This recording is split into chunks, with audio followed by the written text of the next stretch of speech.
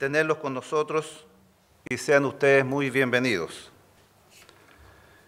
También saludar a nuestros estudiantes de la Universidad de Magallanes, felicitarlos por estar con nosotros y les puedo asegurar que vivirán una gran experiencia en este congreso. Saludar también a la comisión organizadora, y sabemos que han realizado un gran esfuerzo en organizar este lindo evento, y es por eso que me gustaría que le diéramos un aplauso a la comisión organizadora, porque la verdad que han trabajado mucho y han realizado una muy buena labor. Para mí es un gran privilegio darle la bienvenida a la 11ª versión del Congreso de Iniciación Científica y Profesional de Estudiantes CICIPE 2017. Este año centrado en áreas temáticas tales como la Patagonia, Tierra del Fuego y Antártida. Estamos muy contentos por la gran recepción y convocatoria que hemos tenido este 2007, con 33 ponencias. Contento porque este año contaremos con la presencia de universidades de varios países, como por ejemplo nuestros hermanos argentinos con la Universidad Nacional de la Patagonia Austral, la UNPA, Universidad Nacional de Tierra del Fuego, la Universidad Nacional de La Plata. Desde México también está la Universidad Tecnológica de Altamira. Y desde Brasil contaremos con una ponencia de la Universidad de Pernambuco. Además, nuestra Universidad Chilena, Universidad de Chile, Universidad de Santiago y Universidad de Concepción. Y por supuesto, nuestra Universidad de Magallanes.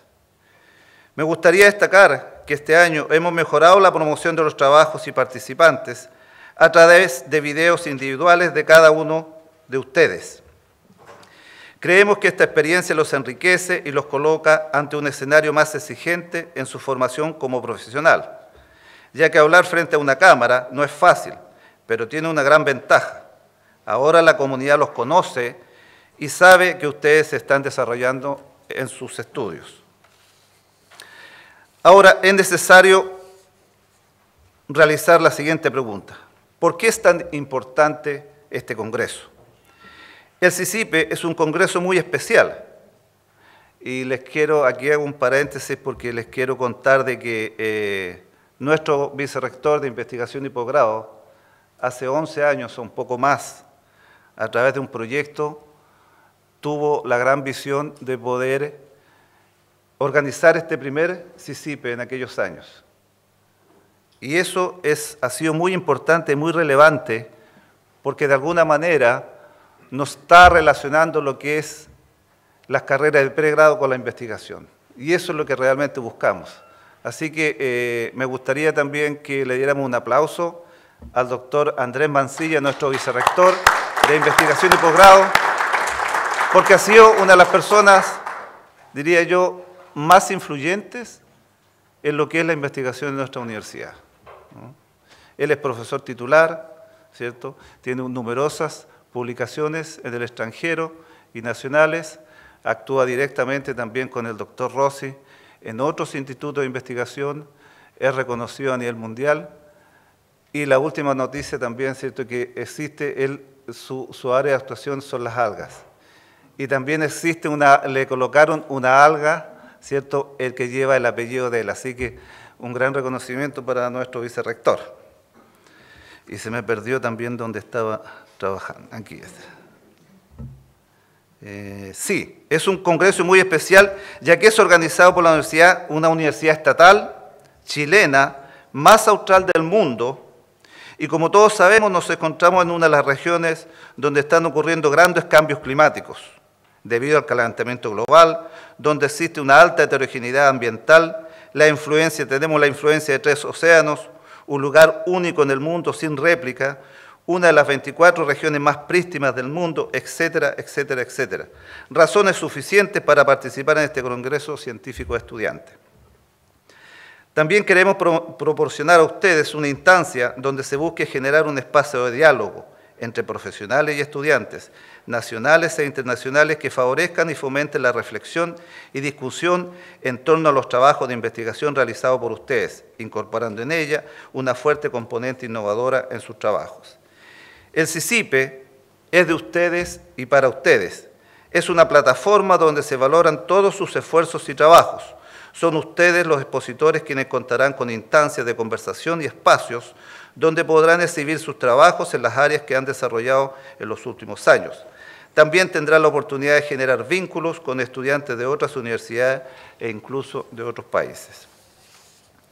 Finalmente, les quiero dar la bienvenida al CICIPE 2007 a todas y ustedes, a todas y todos ustedes. Queremos que lo disfruten, ya que lo hemos preparado para ustedes, con mucho cariño, y por favor, siéntanse en su casa, sobre todo a las visitas, ¿cierto?, de extranjeros, ¿cierto?, y en especial de la República Argentina. Muchas gracias por su presencia.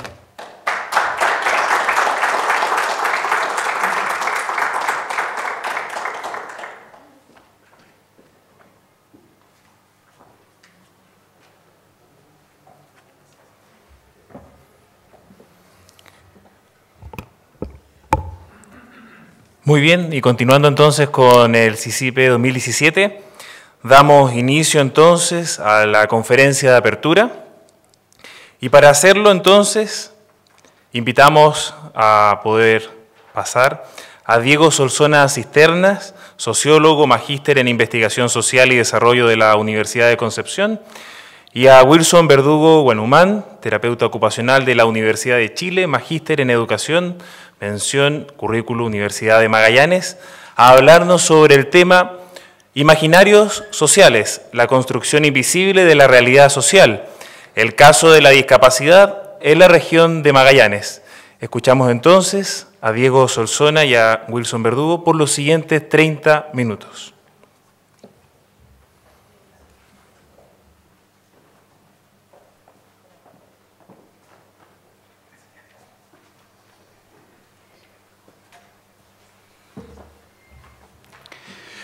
Muy buenos días, es un tremendo honor dar la conferencia inaugural de este congreso que tiene ya bastante historia en nuestra universidad.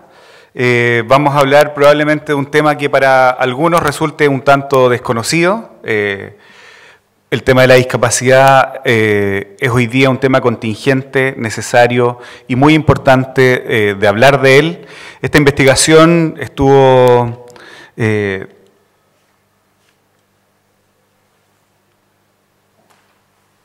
financiada en un contexto de un fondo interno de la Dirección de Investigación, justamente. Se desarrolló durante 2 años. Trabajamos con alumnos de segundo, tercero, cuarto y quinto año de terapia ocupacional. Contó con un financiamiento que ustedes pueden ver ahí y también con varias tesis asociadas, todas al pregrado. Como resultado, también importantes, tenemos ponencias aceptadas para la próxima semana en el Congreso ALAS en Montevideo, Uruguay, y se están preparando 3 publicaciones simultáneas, todo resultado de este proyecto de Fondo de Investigación Interno. Y un tema relevante que cuenta con el patrocinio de Senadis también, lo que también le da un sustento bastante importante. El título de la investigación era Violencia simbólica, alteridad y apartheid ocupacional en la región de Magallanes. Algunos conceptos vamos a poder explicarlos un poco en detalle, otros por el tiempo a lo mejor los van a poder leer en las publicaciones que van a salir. La construcción del otro desde las personas en situación de discapacidad.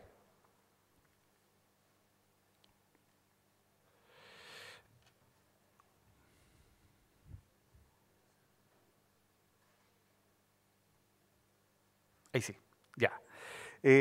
Temas relevantes, desde el año 2006 en el mundo se está viviendo una revolución bastante importante, también antes de eso, pero particularmente el año 2006 se genera una convención mundial de personas con discapacidad. Y a partir de allí, las personas con discapacidad exigieron hablar de su temática. Como resultado de esa convención, que ha afectado a todo el mundo, que Chile ha firmado, y también su protocolo facultativo, y que está vigente a partir del año 2008 en nuestro país, en el año 2010 se reformuló la ley que tenía que ver con la discapacidad. Nace una nueva ley, que es la 20.422, y que establece normas sobre la igualdad de oportunidades e inclusión social de personas con discapacidad. Además, ustedes saben que en junio de este año se promulgó la nueva ley de inclusión laboral, una ley de cuotas, que plantea que el 1% de todas las empresas que tengan más de 100 trabajadores deben tener al menos un 1% de personas con discapacidad contratadas, ¿ya? Eso es una exigencia para todos los servicios públicos, también para todos los privados. Me cuesta un poquito leer.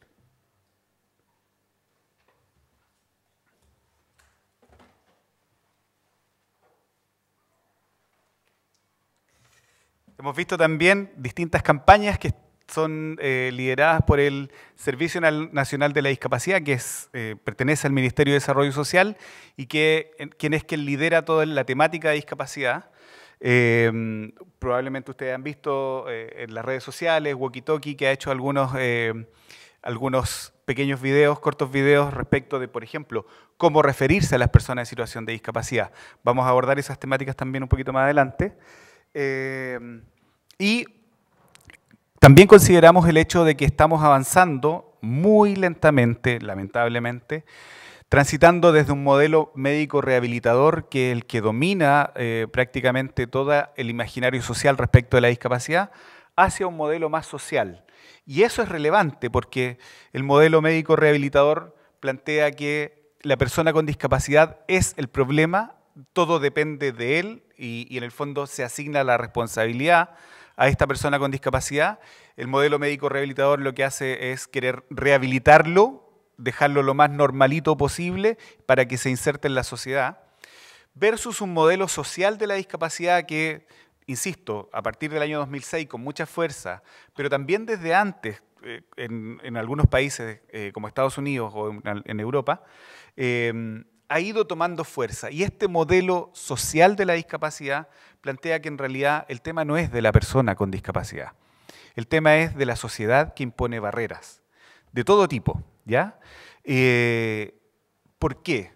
Acaba de visitarnos la semana pasada y estuvo durante 2 semanas una profesora visitante, doctora de la Universidad de Alicante en España, y nos decía, cuando yo estuve en Canadá, me sentí la persona más libre del mundo porque no tenía barreras de ningún tipo. Ella usa una silla de ruedas con motor. La única parte móvil de su cuerpo, digamos, es la extremidad derecha. Pero en Canadá se movía absolutamente libre. ¿Por qué? Porque estaba todo adaptado, porque todo había sido pensado en igualdad de condiciones para todos.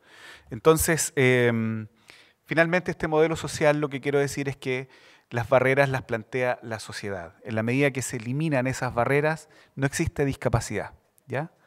Y ese modelo que se plantea desde la academia, que se plantea desde los servicios públicos, en realidad lo que hemos visto, y es una de las conclusiones de la investigación, es que está permeando poco hacia la gente, hacia la sociedad.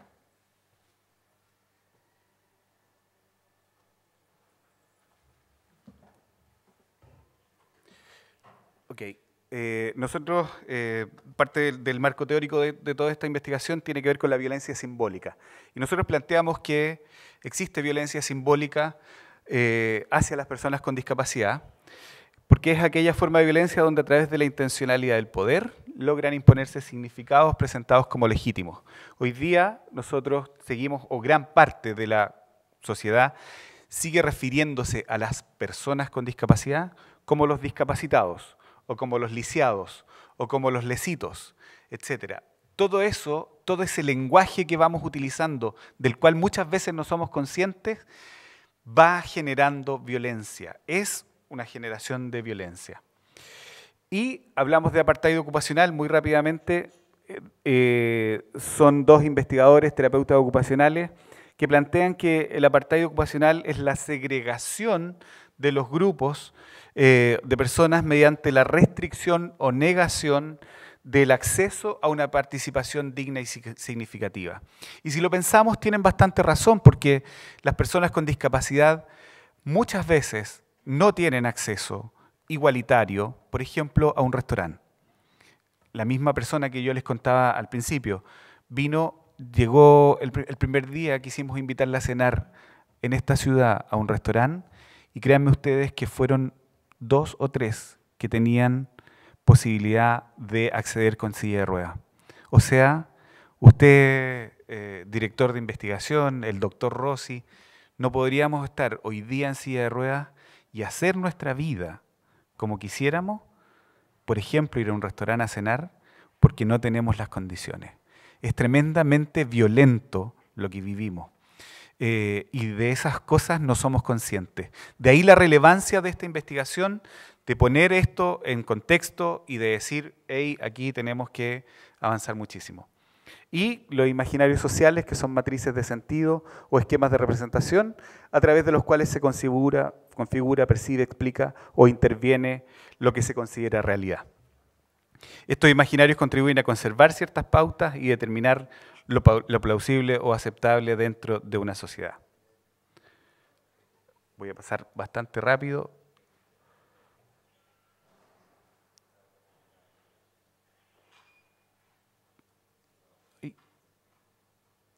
Aquí está un poquito rápidamente la caracterización de la muestra.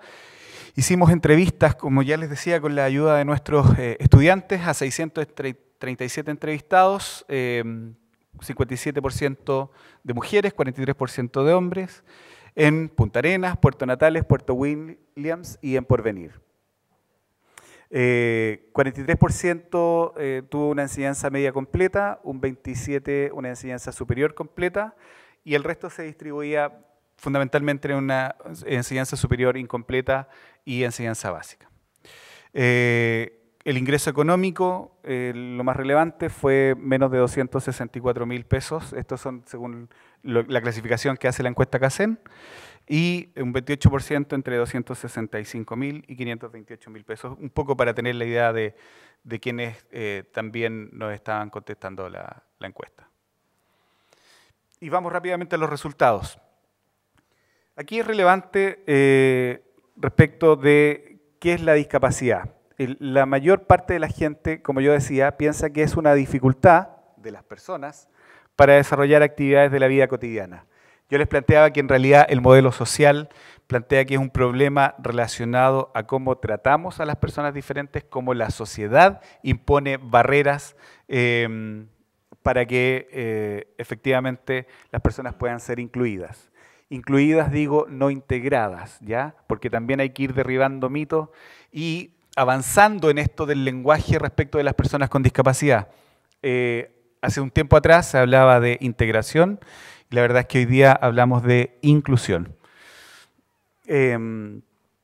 Respecto de, a propósito de los imaginarios sociales, la forma correcta de referirse a las personas en situación de discapacidad o con discapacidad, un porcentaje importante, un 20% de nuestros encuestados dice que es discapacitado. Y acabamos de decir que en realidad lo principal es que nosotros tenemos que definir que los sujetos son personas con una situación particular, pero esencialmente personas, si no se cosifica.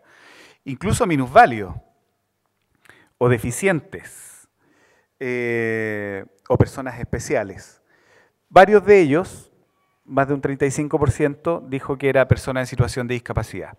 Aquí lo más correcto, y para que en el fondo no nos quede duda de esto, nuestra ley 20.422 y la convención habla de personas con discapacidad. Lo que pasa es que también hay un movimiento que está avanzando a hablar de personas en situación de discapacidad, porque se plantea que esta situación de discapacidad podría ser temporal. Hoy día podríamos tener una fractura en una pierna, por ejemplo, producto de un accidente, y tener que usar silla de ruedas, pero tener que venir igual a trabajar por distintas razones, porque no podemos dejar el trabajo, porque tenemos proyectos de investigación con los que cumplir, etc. Pero ya estaríamos en una situación de discapacidad. Hoy día ustedes ven, nuestra universidad se está paulatinamente transformando en una universidad más accesible, pero hace un año, hace dos, era completamente inaccesible. Esta es una pregunta importante porque se plantea muchas veces o se piensa que las personas con discapacidad son asexuados o incluso que no tienen derecho a ser padres, ¿ya? O madres. Y aquí, al menos el 8% dijo que las personas con discapacidad, y hablamos de personas con discapacidad sobre todo intelectual, no tienen derecho a ser papás o mamás. Un 46% dice que sí, pero con ayuda. Y un 44% cree que efectivamente podrían ejercer el derecho a ser padres o madres.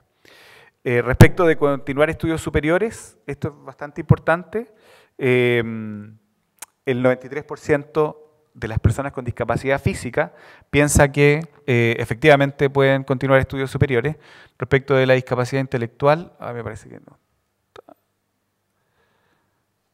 De la discapacidad intelectual o lo que nosotros denominamos trastornos de Asperger, etc., la distancia es menor. Es bastante menor las personas que opinan que efectivamente pueden continuar estudios. Por lo tanto, ahí estamos negando el derecho también del acceso a la educación. ¿Diego? ¿Sí? ¿Una más? Ya. Y respecto de quiénes deben hacerse cargo del tema de la discapacidad, y esto resultó bastante relevante, que en el fondo casi el 70% de las personas entrevistadas contesta que profesionales de la salud, profesionales de las ciencias sociales, políticos y servicios públicos del Estado tienen que hacerse cargo de la discapacidad. En el fondo también asigna responsabilidad a todos.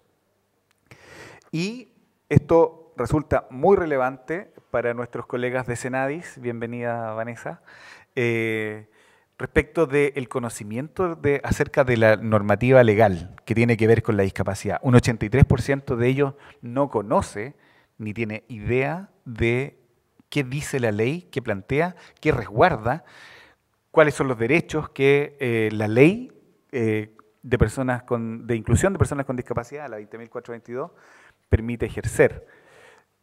Por lo tanto, ahí también tenemos un tema súper relevante para poder trabajar de aquí en adelante. Buenos días. Buenos días a todas y a todos. Bueno, continuando, quisiera hacer algunas precisiones metodológicas. Como bien decía Wilson, nosotros aplicamos esta encuesta a 637 personas en la región de Magallanes, en las 4 capitales provinciales, como decía Wilson. Fue una muestra accidental, esto quiere decir que responden las personas que quieren hacerlo por su voluntad, ¿verdad? Y por eso es que tuvimos también una caracterización que se distribuyó como es la media a nivel chileno, o sea, la mayoría de la gente tiene educación de enseñanza media, gana entre 0 y 528.000 pesos según los cortes que tiene la CACEN, y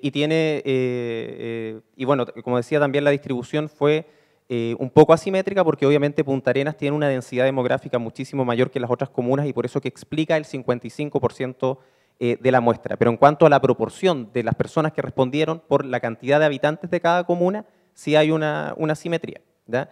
También que todas nuestras variables son categóricas cualitativas, eso implica que son no paramétricas, no aplicamos análisis de fiabilidad porque no tienen estos datos de distribución normal, y solamente estamos presentando, ¿verdad?, los resultados a nivel descriptivo, es decir, por la región de Magallanes, ¿ya? Nosotros acá planteamos una escala de Likert que tiene 5 reactivos, los más tradicionales, ¿verdad?, que parte del muy en desacuerdo hasta llegar al muy de acuerdo, ¿ya? Nosotros, por ejemplo, en esta pregunta, las personas en situación de discapacidad no son normales, ¿ya? Nosotros más o menos sumamos un 80% de personas que están en desacuerdo y muy en desacuerdo con esta afirmación, lo cual es bastante bueno, ¿ya? Es más o menos lo que uno espera que la gente conteste en función de las campañas que se han hecho últimamente y de cómo la sociedad también ha ido evolucionando en temas de inclusión y de aceptación social de las diferencias, no solamente en discapacidad, sino que en muchos otros sentidos.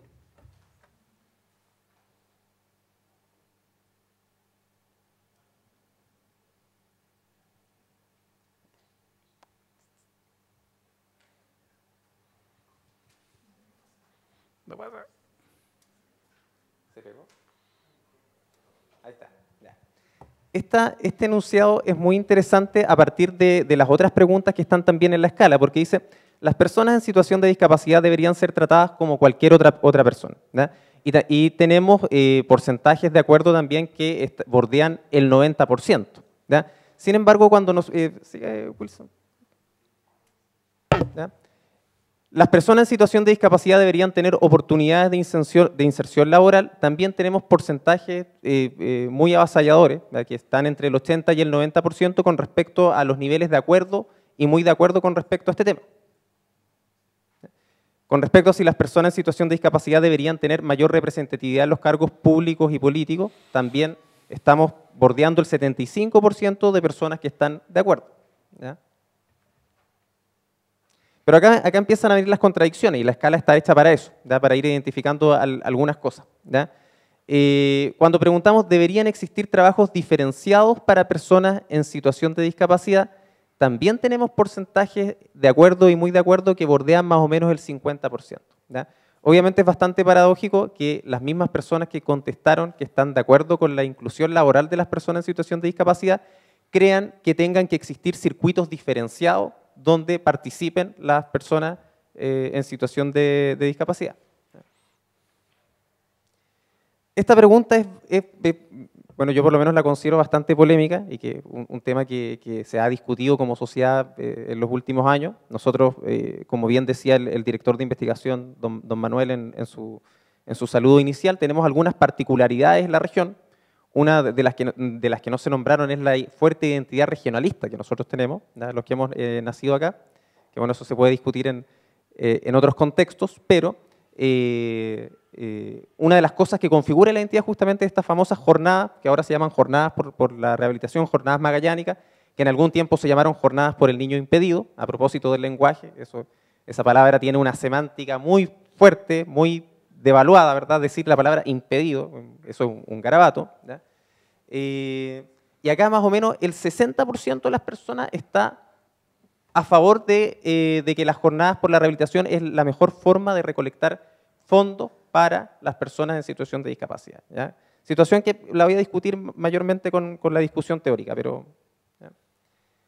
Acá también hay otra contradicción, porque después decimos, las personas en situación de discapacidad deberían recibir más apoyo de parte del Estado, subsidios, bonos, asistencia, etcétera, ¿ya? Donde también acá alcanzamos aproximadamente un 85 al 90% de personas que está de acuerdo y muy de acuerdo, ¿ya? No, te fuiste mucho. Uno menos.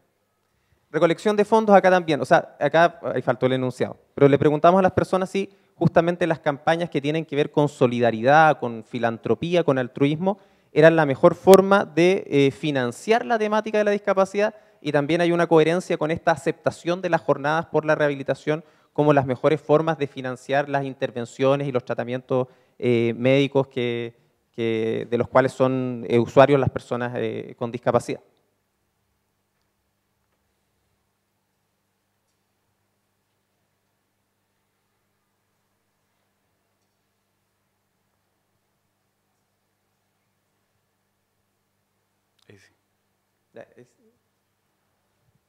¿Había uno antes? ¿El de maternidad o no?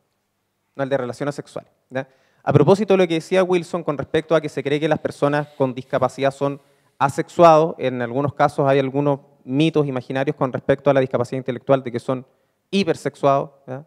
Le hacemos esta pregunta a las personas o planteamos este enunciado de si las personas con discapacidad pueden tener relaciones sexuales como cualquier otra persona, ¿ya? Acá también tenemos una respuesta que nos parece políticamente correcta, que es más o menos esperable, que el 75-80% está más o menos de acuerdo, muy de acuerdo con esta afirmación. Con respecto también a la infantilización, lo que decía Wilson, ¿ya? Si las personas con discapacidad son muchas veces concebidas como niños, ¿no? O sea, dentro del mito, del imaginario que existe con respecto a las personas con discapacidad, se cree que son sujetos atemporales, ¿ya? O sea, como si hubiesen quedado suspendidos en el tiempo, como si fueran personajes de las obras del realismo mágico latinoamericano, ¿ya?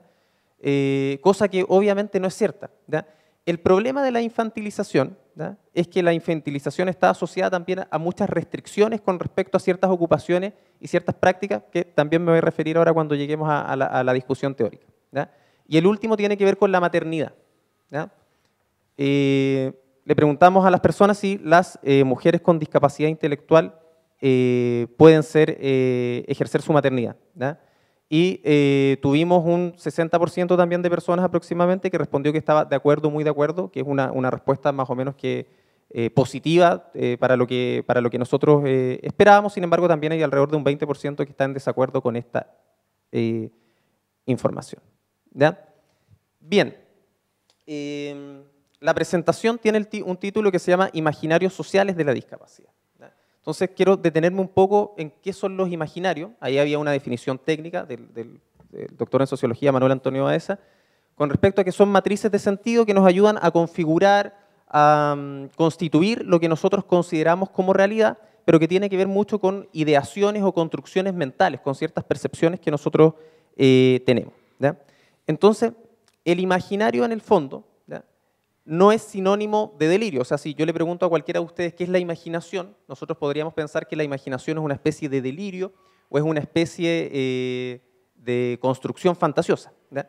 Nosotros proponemos que la imaginación es sinónimo de creatividad, ¿ya? Y la creatividad obviamente opera como significado, ¿ya?, que se van anclando en la sociedad y que circulan como naturales y legítimos. En este caso, la discapacidad es un discurso que funciona justamente en un enclave, digamos, imaginario. ¿Ya? Entonces, por ejemplo, ¿a qué nos referimos nosotros con la imaginación? ¿Ya? Voy a tratar de ser coloquial porque me interesa mucho que antes de desarrollar los 6 imaginarios que nosotros identificamos acá, se pueda entender bien lo que es un imaginario. ¿Ya? Por ejemplo, yo les hago la siguiente afirmación. ¿Ya? Yo digo que el amor no existe. ¿Ya? Entonces ustedes me pueden decir, no, el amor existe porque yo tengo papá, tengo mamá, tengo pareja, tengo hijos, y yo amo a mi pareja, amo a mis hijos, amo a mi familia. ¿Ya? Hago otro enunciado. Yo digo, Pedro ama a María. ¿Ya? Ese es mi enunciado. ¿Ya? Lo que yo propongo, desde la teoría de los imaginarios, es que Pedro no ama a María, sino que Pedro ama el sustituto imaginario de María. ¿Ya? Es decir, María es una mujer de carne y hueso, susceptible de ser amada por Pedro. ¿Ya? Entonces Pedro salió con María, estuvieron toda la tarde en el cine, Pedro fue a dejar a María a su casa, ¿ya?, y se despide de ella y Pedro regresa a su casa. Entonces Pedro ya no está con María, entonces Pedro, ¿qué tiene que hacer? Tiene que acordarse de María. ¿Ya? Y en ese recuerdo es donde surge la imaginación. Entonces lo que Pedro cree que es la realidad de María es una María que es perfecta, que probablemente cumple con todos los estándares de belleza occidental, que tiene un carácter sumamente dulce, apacible, qué sé yo, que es una mujer perfecta. ¿Ya? Entonces ese imaginario del amor posee a Pedro, ¿ya?, y quizás con el tiempo Pedro se da cuenta de algunas cosas y termina con María y se le devuelve el juicio de razón y dice, pucha, ¿cómo en realidad, por qué me metí con María? En realidad parece que no era tan perfecta, no era tan... ¿Ya? Bueno, este ejemplo yo sé que es un poco caricaturesco, ¿ya?, pero ¿qué es lo que pasa, por ejemplo, cuando hablamos de migración? ¿No? Hoy día que está tan fuerte también este fenómeno. ¿Qué es una frontera? Le pregunto yo a ustedes. ¿Qué es una frontera? ¿No? O sea, ¿qué es lo que hace que está Monte Aymon y que tenemos... y separa a Argentina de Chile Monte Aymon, que es la frontera más cerca que tenemos, o allá en el norte Chacayuta, que separa Perú con Chile?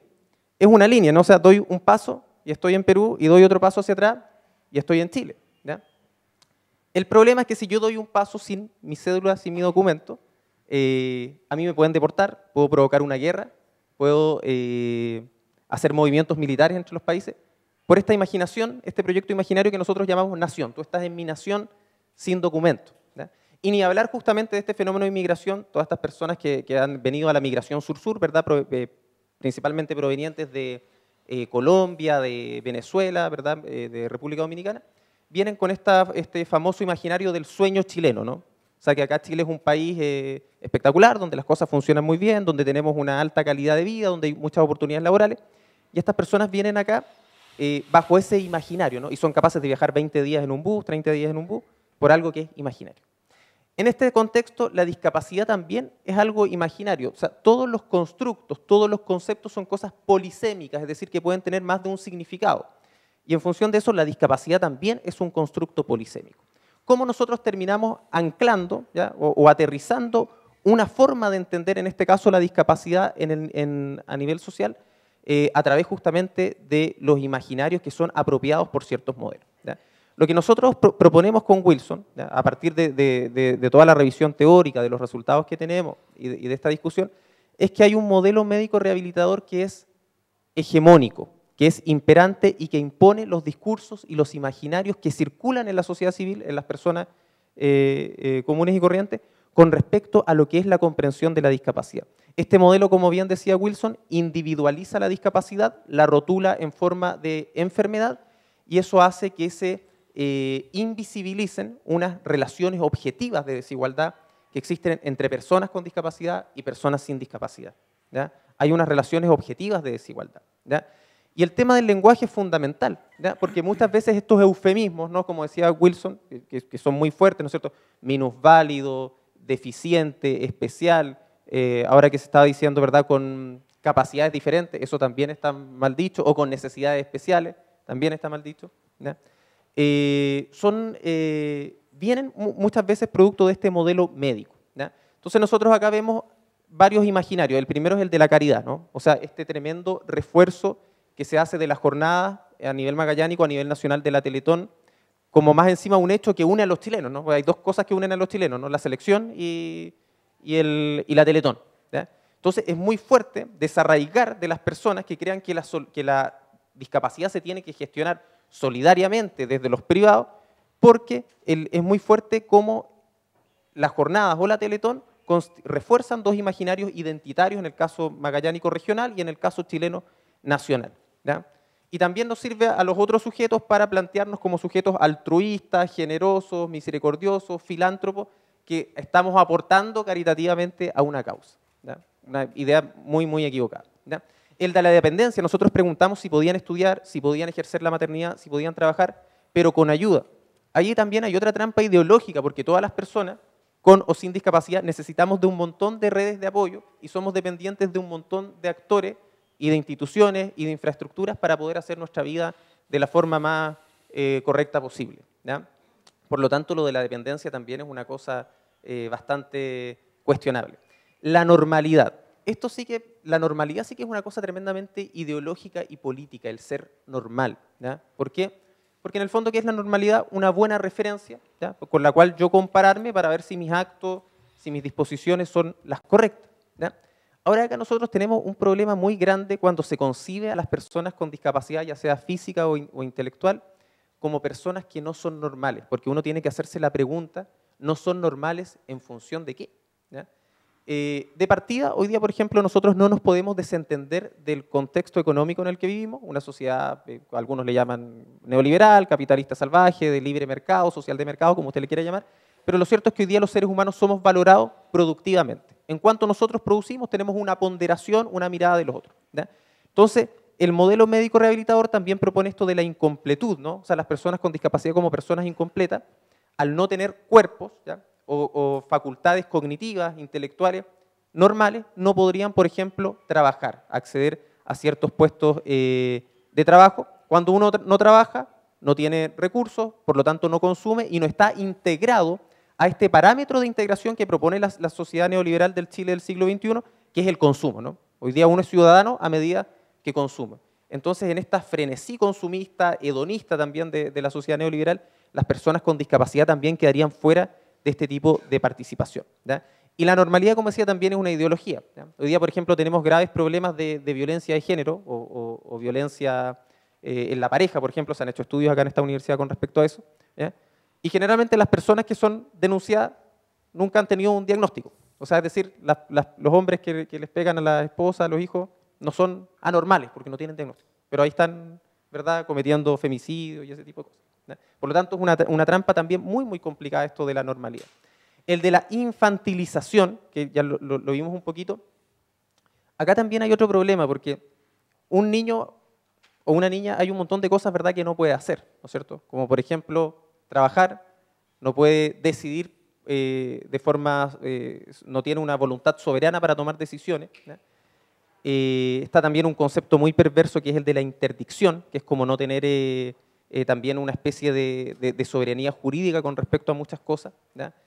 Muchas veces las personas con discapacidad sufren esta violencia simbólica de tipo patrimonial, ¿no? Alguien les cobra el sueldo, le quitan las pensiones, ni hablar de algunas cifras negras, es decir, que no se pueden comprobar, pero que tienen mucha realidad relacionadas con esterilización forzada, por ejemplo, ¿ya?, negación en los accesos a los servicios de salud, etcétera, ¿ya? Por lo tanto, el tema de la infantilización también es muy complicado, ¿ya? Lo de la incompletud también, que tiene que ver con estos criterios más estéticos, más físicos con respecto a, por ejemplo, una persona el testimonio que contaba Wilson de una persona con silla de ruedas, ¿ya? Las infraestructuras del espacio físico, en el fondo, son los limitantes y las grandes restricciones, ¿ya? Para que las personas con discapacidad puedan realmente estar integradas a los espacios. Y como depositario de compensaciones del Estado, ¿ya? Como decía Wilson, desde el año 2006, a nivel mundial, la Convención Internacional de Derechos para las Personas con Discapacidad, que empieza ya a plantearse eso. Acá en Chile hay una política nacional de discapacidad desde el 2010, la promulgación de la ley 20.422 que establece normas sobre igualdad de oportunidades para la inclusión y la participación social de personas con discapacidad. Entonces, se ha avanzado bastante en términos de lenguaje inclusivo, de muchas cosas, pero todavía hay muchísimo que hacer, ¿ya? Y sobre todo es una tarea del Estado, ¿ya? Es una tarea del Estado desentrañar los mecanismos que subyacen a esta exclusión arbitraria de la que son víctimas las personas con discapacidad. Y que tiene que ver justamente, por ejemplo, con instalar de mejor forma el modelo social como una forma de comprender la discapacidad. Ya se ha avanzado en eso. De hecho, por ejemplo, CENADI es una institución que está al alero del Ministerio de Desarrollo Social, ¿ya? No del Ministerio de Salud, por ejemplo, ¿ya? Entonces, pero queda muchísimo por avanzar. Necesitamos mayor fiscalización en las leyes, etcétera. Sí. Decía Diego la relevancia y la hegemonía del modelo médico rehabilitador versus un modelo social que efectivamente ve, como ya decía, a las personas con discapacidad como sujetos de derecho, como un modelo que también regula la forma de relacionarnos, dice qué lenguaje tenemos que utilizar. Yo ahí les decía ya que lo que es importante es referirnos a personas con discapacidad, no minusválidos, lisiados, etc. En un lenguaje más inclusivo, ¿ya? De efectivamente respetar la inclusión de estas personas. Y también relevando conceptos que hoy día son tremendamente importantes y que nos van a permitir que efectivamente las personas con discapacidad puedan ejercer sus derechos. Es decir, probablemente en esta sala hoy día muy pocos conocen, o nadie, el tema de ajustes razonables, ¿ya? Que son conceptos que están en la ley, que son pequeñas modificaciones, que no son costosas, pero que permiten que una persona con discapacidad pueda ser plenamente incluida. O conceptos como diseño universal, probablemente hay alguien de arquitectura. Hoy día entendemos que es mucho más fácil construir en un diseño universal que sea accesible para todos, en vez de estar después invirtiendo plata, que es mucho dinero, para tratar de refaccionar, por ejemplo, un auditorio como este donde no entra una silla de ruedas, ¿ya?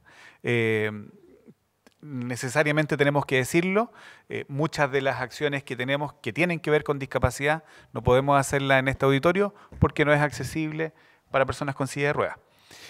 Lo decimos con mucha responsabilidad porque efectivamente tenemos que avanzar en eso y también quiero contarles que están los proyectos ya listos y aprobados para poder intervenirlo.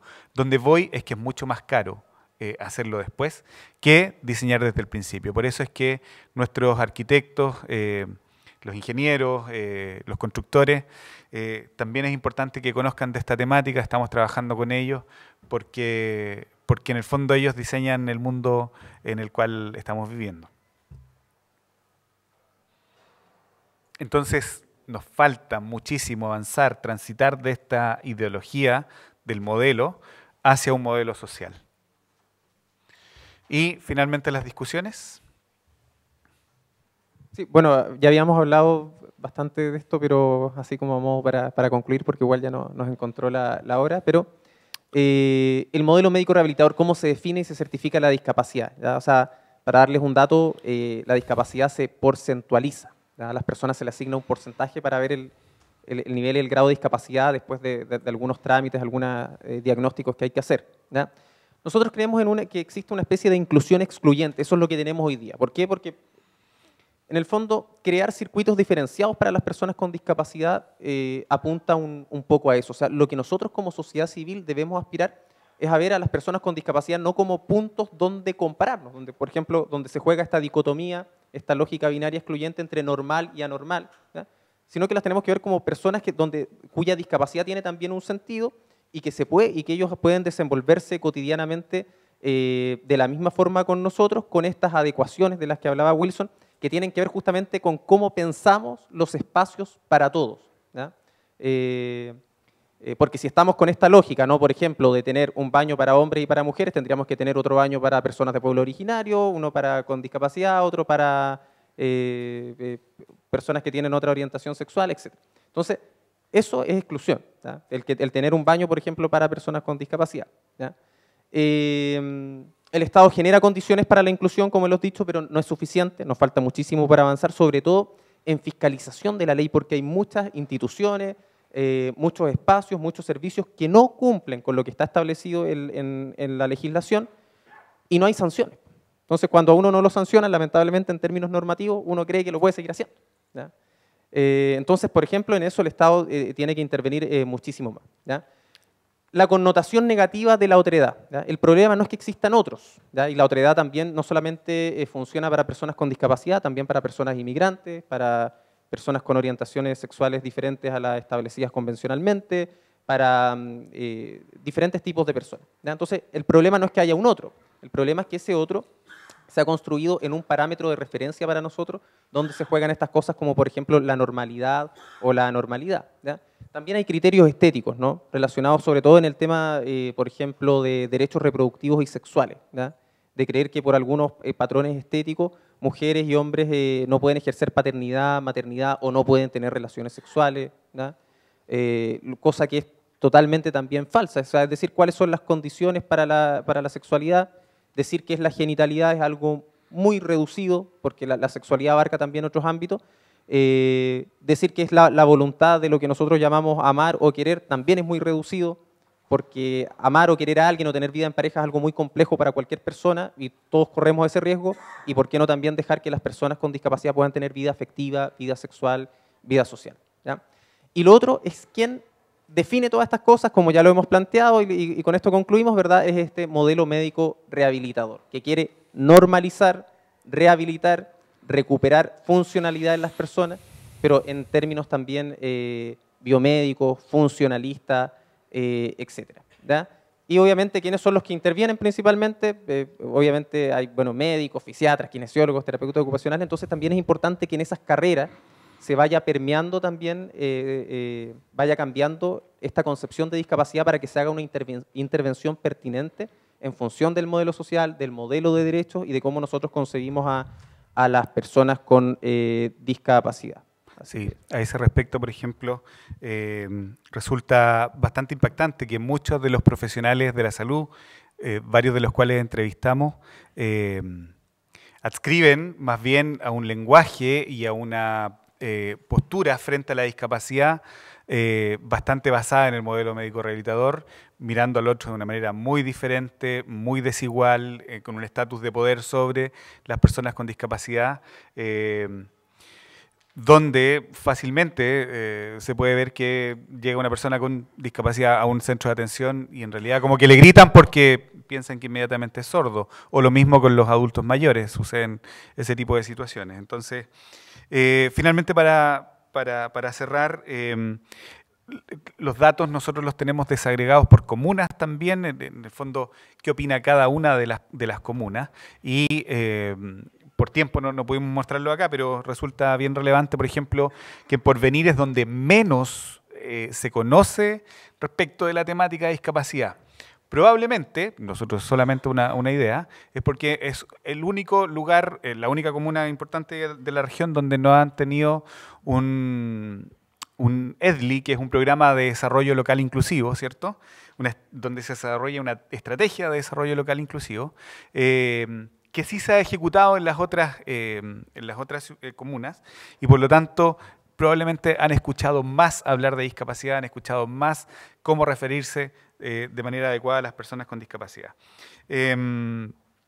Importante que esto no se queda en discusiones teóricas ya y solamente acá, sino que esto nos tiene que movilizar en acción, en seguir avanzando. Hoy día una de las conclusiones más importantes es que estamos dominados por este modelo médico rehabilitador y todo el lenguaje y el imaginario que él crea, y necesitamos entonces avanzar efectivamente a lo que la Convención Mundial Internacional de Personas con Discapacidad, a lo que la ley en Chile establece. Y eso, agradecemos a Senadis que y a la dirección de investigación que financió toda esta investigación, justamente. Muchas gracias.